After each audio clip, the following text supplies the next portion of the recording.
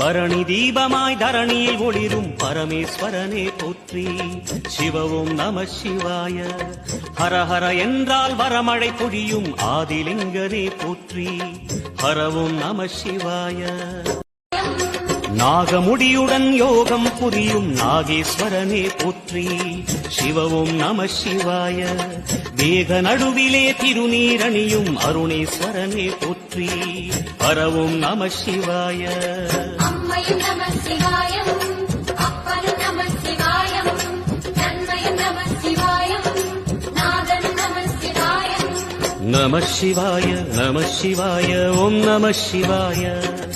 நம சிவாய நம சிவாய ஓம் நம சிவாய.